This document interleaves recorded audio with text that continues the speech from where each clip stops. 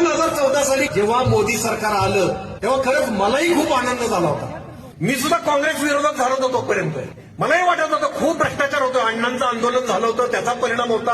नाही आता मोदी आले पाहिजे, अच्छे दिन येणार असं वाटायला लागलं. 100 दिवसात काळा पैसा परत आणणार म्हटले ते, प्रत्येकाच्या खात्यावर 15-15 लाख येणार. म्हटलं काही नाही झालं तरी चालेल, एक पायरी जरी आपण आत्ता आहोत त्यापेक्षा वर गेलो तरी बस.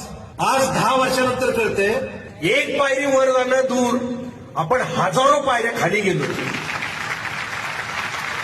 स्वातंत्र्यानंतरच्या सगळ्यात भयानक परिस्थितीत आपण आहोत. अत्यंत नीच घृणास्पद राजकारण चाललंय.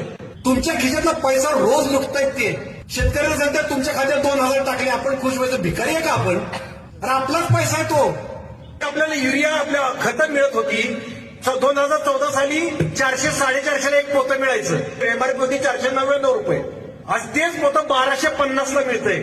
त्याच्यावर एमआरपी दाखवतायत 2,500. आज आपल्या धान्याला भाव काय आहे? तो वाढलाय का? तो नाही वाढलेला. इन्कम नाही वाढला आपला. तुमचे लाखो रुपये काढून घेतलेत आणि तुम्हाला 2,000 रुपये महिना टाकतायत खात्यावर तुमच्या. तिकडे पंजाब हरियाणाचे शेतकरी तिकडे बॉर्डरवर जाऊन बसलेत, तुमच्यासाठी जाऊन बसलेत. त्याच्यावर गोळीबार होत आहे, त्यांच्या अश्रुधुराची नळखंडी फोडली जाते. ह्या बातम्या तुम्हाला दाखवत नाहीत. मणिपूरच्या बातम्या तुम्हाला दाखवलेल्या नाहीत. आपल्या भगिनींना निर्वस्त्र करून फिरवले. महिला सबलीकरणाचं सगळ्यात मोठं उदाहरण कुठलं तर महिला कुस्ती खेळायला लागल्या, पुरुषांच्या बरोबरीच उभ्या राहिल्या.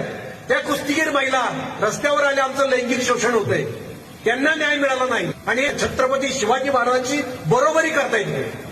लायकी आहे का यांची?